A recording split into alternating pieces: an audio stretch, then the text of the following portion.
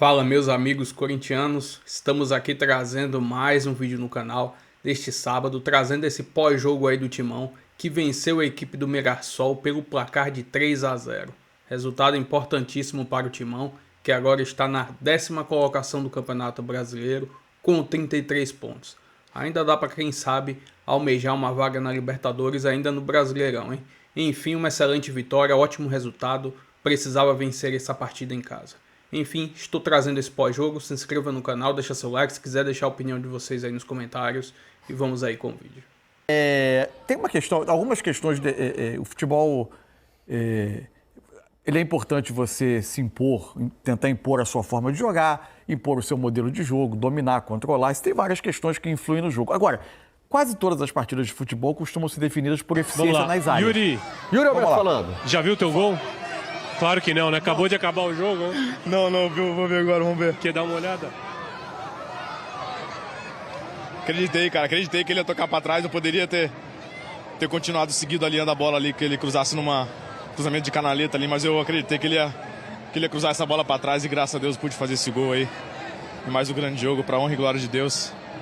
Feliz pra caramba, feliz. Deu uma atrasadinha na corrida ali pra esperar, porque você viu que a bola ia vir pra trás? Sim, eu ia entrar, mas aí quando ele tava muito profundo eu vi que a linha entrou, a linha de zaga deles entraram pra dentro do gol e eu fiz o contramovimento e pude marcar o gol ali. De esquerda com a perna boa. Sabe quantos gols com esse na arena? Quantos? Teus. Sabe? Você é o maior artilheiro aqui, isso você sabe. Sim. Quantos gols com esse daí? Putz, eram...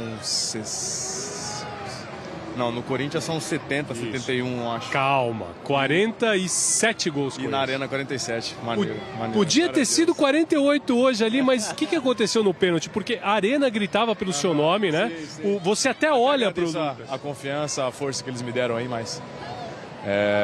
já tinha sido acordado lá no vestiário, o professor Dorival definiu que eu não seria o batedor nessa partida, eu apenas respeitei a decisão dele, então é continuar trabalhando para que eu possa voltar a ser o primeiro batedor de pênalti e que não aconteça novamente o que aconteceu, porque foi o primeiro tempo muito difícil no jogo passado. Acho que vale falar um pouquinho, porque durante a semana eu não toquei no assunto, foi uma semana um pouco delicada para mim. Tiveram algumas outras jogadas após o pênalti ali, e após esse pênalti minha cabeça virou uma montanha-russa durante o jogo ali. Graças a Deus no intervalo eu pude voltar, fiz a minha oração, e Deus me abençoou com um gol logo no início do segundo tempo e tirando esse caminhão das costas. Então, feliz de estar podendo marcar novamente aqui na Arena e chegar a esses grandes números. Eu imagino, mas uma pergunta que o corintiano quer saber também. Cavadinha nunca mais ou de repente? Não, cara, acho que foi uma decisão ali que se eu acertasse seria muito boa, mas infelizmente no momento que eu fui bater na bola ali eu vi que ele acabou não caindo e meu pé meio que deu uma bombeada, tipo, pô, deu merda, sabe? Mas vamos trabalhar para que no próximo eu possa converter em gol novamente. Muito obrigado, Yuri Alberto, Obrigado. sempre muito simpático. Obrigado. Maior artilheiro da Arena Corinthians, Barreto. Obrigado. Valeu, muito obrigado ao Léo Lepre e ao Yuri Alberto. Legal ouvir o Yuri falando sobre a cavadinha, né? Expondo a decisão do Dorival Júnior, que também, pelo visto, visa preservar o jogador, né? Calma, daqui a pouco você volta, né? Tinha mais a perder do que a ganhar, talvez, né? Cobrando de novo. Talvez tenha sido isso que o Dorival pensou. Enfim. Mas o legal foi o apoio, né? Aquele momento que a gente mostrou ali foi o da torcida gritando o nome do Yuri para bater o pênalti. Sim. Ou seja, pode ir que a gente dá força. Legal, tá resolvido. Você não está marcado por nós, não. Não cava, né? Só não cava. Provavelmente eles Mas também não diga que Yuri, nunca mais, né? Sem cavadinha. O Lepre perguntou, nunca, não posso falar que nunca, né? Agora eu vou passar um tempo. Então fala que nunca para os goleiros acreditarem, né? É isso aí. O primeiro que cai, cava, mas cava direito, né? O problema do Yuri não foi cavar, né? Cavou mal, né? Não existe mal. isso. Ele quase nem cavou, né? E falou disso com muita naturalidade também, né?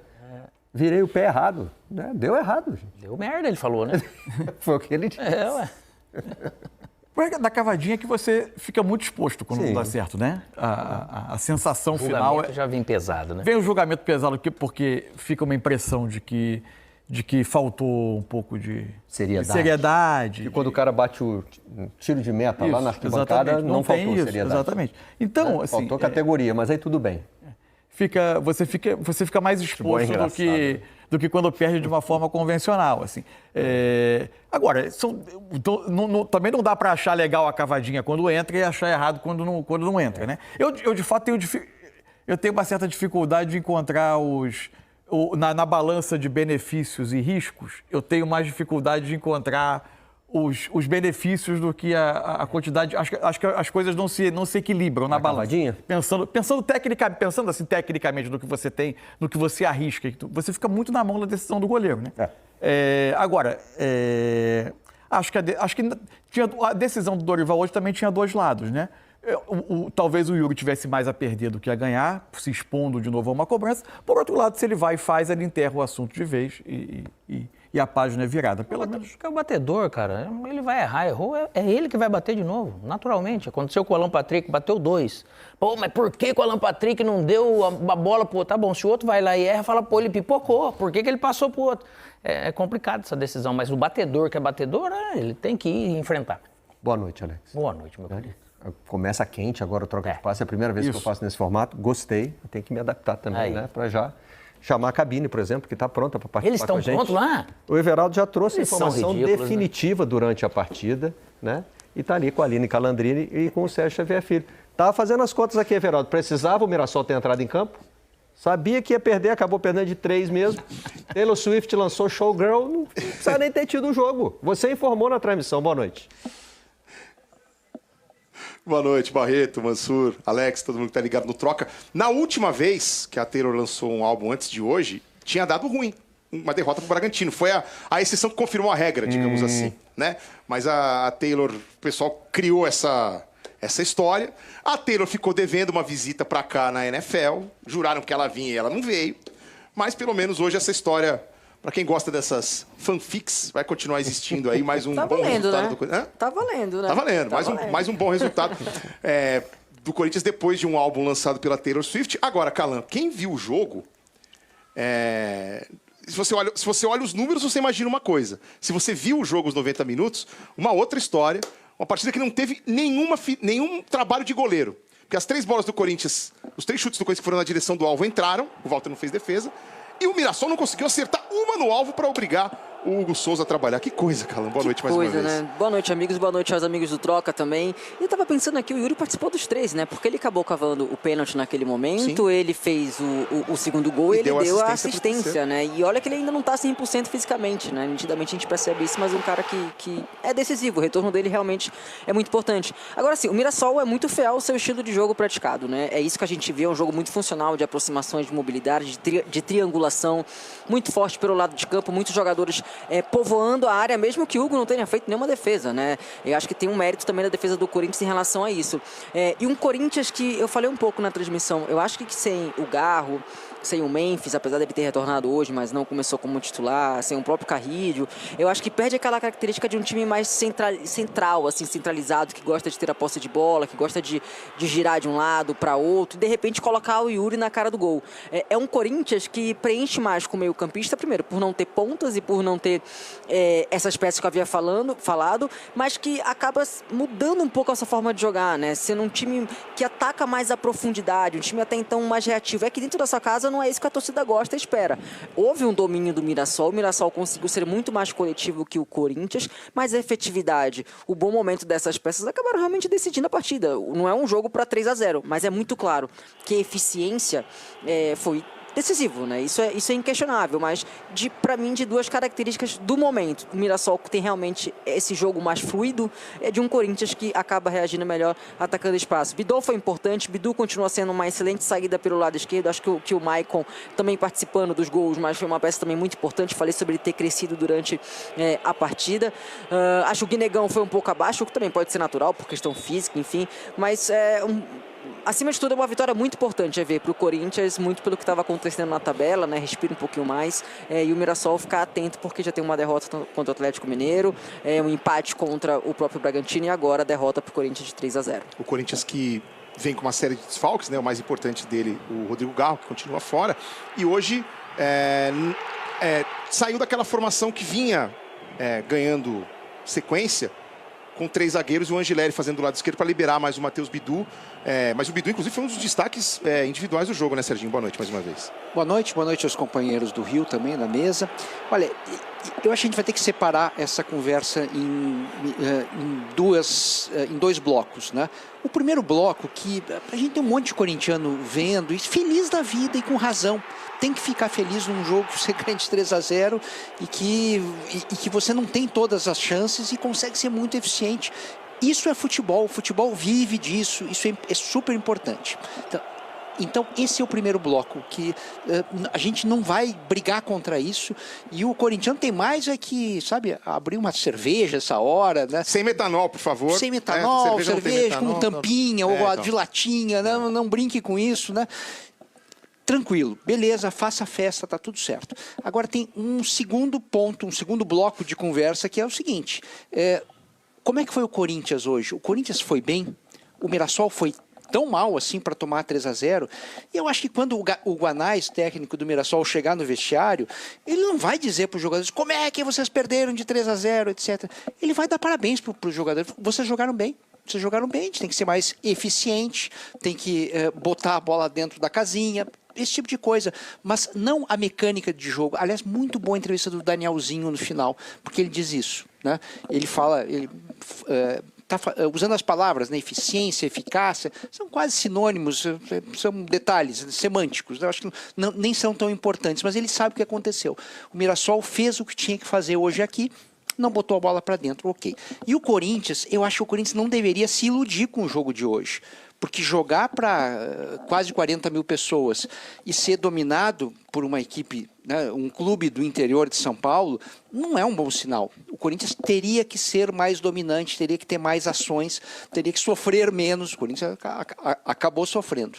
E para finalizar, para devolver para vocês, você falou de fanfic, né, de coisas que não são exatamente daquele jeito. A gente está dizendo que o Mirassol não finalizou nenhuma no gol, mas eu estava vendo os melhores lances, finalizou uma sim. Tem uma? O Negueba, no primeiro lance, ele chuta de esquerda e tem uma defesa do Hugo ali. Aquilo é uma finalização. A turma da estatística considerou aquilo um cruzamento, pelo jeito. Vocês podem ver aí. Mas aquilo lá foi uma finalização. Então, pelo menos uma eles acertaram e o Hugo trabalhou uma. Muito bem. Eram 3 jogos do Corinthians sem vitória no Campeonato Brasileiro e há muito tempo, Barreto e amigos, o Corinthians não ganhava aqui na Neoquímica Arena em jogos pelo Campeonato Brasileiro. Eram 7 partidas com 3 derrotas e 4 empates. O último triunfo do Corinthians aqui pelo Campeonato Brasileiro tinha sido em maio diante do Santos. O Timão volta a vencer e fecha, pelo menos esse sábado de Campeonato Brasileiro, na primeira página da tabela, na 10ª posição. Interessante o que o Serginho falou aí, né? Sobre o Corinthians enfrentar um time do interior de São Paulo e precisar ser protagonista jogando em casa. Mas não é a realidade deste campeonato, né? Num confronto entre Mirassol e Corinthians do Brasileirão de 2025, a gente está falando do 5º colocado contra o 10º. 10 pontos de diferença agora após o Corinthians ter ganho esse jogo. O 5º colocado é o Mirassol e o 10º é o Corinthians. Então, assim, existe o conjunto da obra, isso aí que o Serginho estava dizendo, né? A tradição do Corinthians, o peso da camisa, mas existe o momento também, né? Vou tentar puxar aqui as bolinhas do GE. Globo. 2 vitórias, 2 empates. Não, 2 vitórias, 2 derrotas e 1 empate. O desempenho do Corinthians nas últimas 5 rodadas, igualzinho ao do Mirassol. 2 vitórias, 2 derrotas e 1 empate. Porque o Mirassol conhece agora, pela primeira vez, acho que é a primeira vez no campeonato. Não é a primeira vez no campeonato, mas ele volta a conhecer a realidade de 3 jogos, 3 rodadas sem ganhar. 2 derrotas e 1 empate nas últimas 3 rodadas. Não vinha sendo comum na caminhada dele. A última vez que ele tinha tido isso, tinha sido 2 empates e 1 derrota o Corinthians... entre abril e maio, quando ele empatou com o Juventude, empatou com o Atlético e perdeu para o Bragantino. E o Corinthians, nas últimas 3 rodadas, tem uma bolinha de cada cor. Derrota, empate e vitória.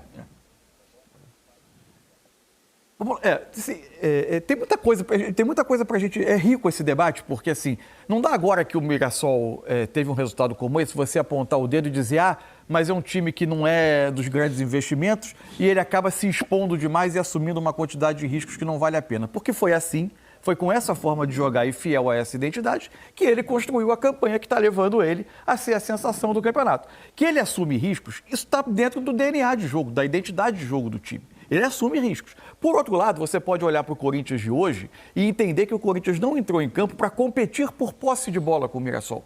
Porque ele sabe que, naturalmente, ele tinha uma possibilidade de enfrentar esse jogo de uma outra maneira, ou seja, defendendo mais atrás e atacando em saída rápida. Até porque ele tinha hoje uma formação ofensiva, não era o time, por exemplo, que tinha Memphis, Garro, que precisa ter um pouco mais da bola, que precisa se estabelecer em campo ofensivo. É um time com outra característica e que ele, com menos posse, poderia ter muitas possibilidades de ter ataques perigosos com transição rápida, que foi como ele acabou construindo a vitória. É evidente que ele permitiu 21 finalizações. Isso provavelmente não estava no plano original do Corinthians. Significa que foi perfeito tudo como o Corinthians planejou para resultar no 3-0? Provavelmente não. Mas também não é uma atuação desastrosa do Corinthians, óbvio, porque possivelmente o Corinthians se planejou para um jogo de menos posse, em que ele tivesse a oportunidade de transição. O fato de sair na frente, fazer o primeiro gol. O primeiro tempo ainda foi, acho que o Mirassol começou mais agressivo, né, amigos?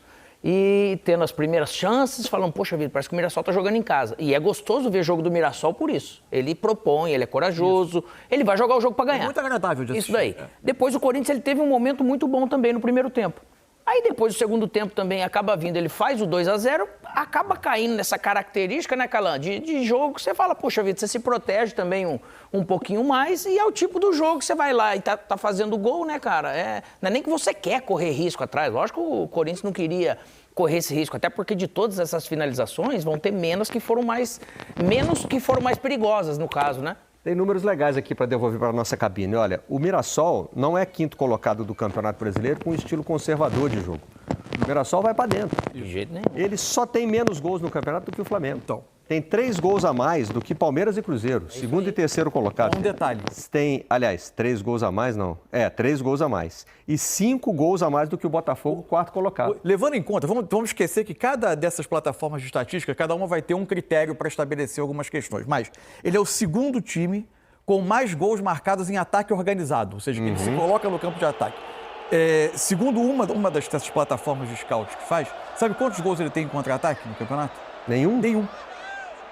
Que loucura. Ele é Os gols são postados no campo do adversário. Ou através de bola parada, outras situações de jogo. Mas ele é o segundo time só atrás do Flamengo que mais fez gols em ataques construídos, ataque organizado em que você se coloca no campo ofensivo. Por outro lado, como ele assume risco, ele está entre os 6 que mais cede finalizações ao adversário. E ele é meio de tabela, se você resultados caia mal no elenco, você tem e daqui para frente ele tem uma campanha muito ruim, não vai alterar, imagino, vai ser uma enorme surpresa, alterar a permanência em Série A ou até, de repente, a briga por competição sul-americana, acho que ele está muito dentro disso. Não, agora, Série A não dá mais, está com 43 exatamente. pontos. Então, agora, pode ser que daqui para frente aconteça de ter uma guinada estatística inesperada na campanha do Mirassol. De todo modo, até agora, para mim, o mais fascinante ele desfaz aquele mito de que a boa campanha de um time de investimento menor na Série A, ela só é possível de alcançar às custas de um exercício de resistência. Muita defesa. Muita defesa firme e pouquíssima posse e tentativa de contra-ataque. Ele faz exatamente o oposto e faz bem até agora. É muito legal isso. E assim, a hora que vier, de repente, uma baixa dessa de resultado que veio, você tem que estar naturalmente preparado emocionalmente. Mas, produzindo o que ele produziu, óbvio que defensivamente ele deu oportunidade para que o Corinthians fizesse 3 gols. E o jogo se resume dessa maneira. Não dá para falar que é uma loucura o Corinthians ter feito 3 gols, porque ele teve chance, ele fez. Né? O Mirassol permitiu que o Corinthians fizesse. Mas a maneira que o Mirassol jogou e vem jogando é algo que, naturalmente, no futebol também, você fica com uma confiança muito grande e fica mais perto do resultado positivo. Então, acredito que todo mundo que for jogar com o Mirassol agora também vai estar mais atento, só que também vai estar correndo riscos. Não adianta você ficar pensando que o Mirassol vai dar essa brecha que ele deu de jogar tão bem e tomar 3 gols como foi contra o Corinthians. Com todos esses números aqui, a gente devolve para os nossos amigos na cabine para eles fazerem a última participação. A gente está na expectativa aqui das entrevistas coletivas. Vitória importante para o Corinthians e atenção, hein? O Hugo Souza tomou o 3º cartão amarelo aqui, era uma coisa esperada, porque ele estava pendurado e ele não estaria à disposição para o jogo contra o Santos, porque ele vai estar dia 14 em Tóquio com a seleção brasileira e dia 15 o Corinthians joga com o Santos na retomada do Campeonato Brasileiro. Então, forçou um terceiro cartão amarelo para dar uma limpada, mas é uma das principais peças do Corinthians, Calan, e não vai estar à disposição lá na Vila Belmiro. E é um clássico importante, né? O problema é tudo que a gente vê sobre a data FIFA, né? Um problema que a gente tem aqui no Brasil, isso aí precisa ser ajustado o mais rápido possível, esse ajuste de calendário, e o Corinthians vai acabar sendo prejudicado sobre isso no jogo, que realmente é muito importante, né? E o Corinthians vai ter esse prazo aí de 10 dias da data FIFA para tentar esvaziar um pouco mais o departamento médico, especialmente esperando, né, contar com a volta do Garro em breve, Serginho. E eu acho que hoje foi uma mudança de objetivo. Porque o Corinthians, quando vai para a primeira página de classificação e chega ali nessa marca de 33 pontos, né, quer dizer, a história do rebaixamento já fica um pouco mais distante e você começa a fazer contas de Copas. Né? O que dá para pegar aqui, Libertadores, quantos pontos? Eu acho que essa mudança de chave é muito importante para o ano do Corinthians, né? Para o Corinthians ter esse tipo de motivação. Não só isso, mas também chegar lá em dezembro, que é um momento muito importante, que é a decisão da Copa do Brasil, né? Claro. Chegando em alta, né? Com confiança, num bom momento e tranquilo e leve, né? De estar realmente lá em cima na parte alta da tabela. Antes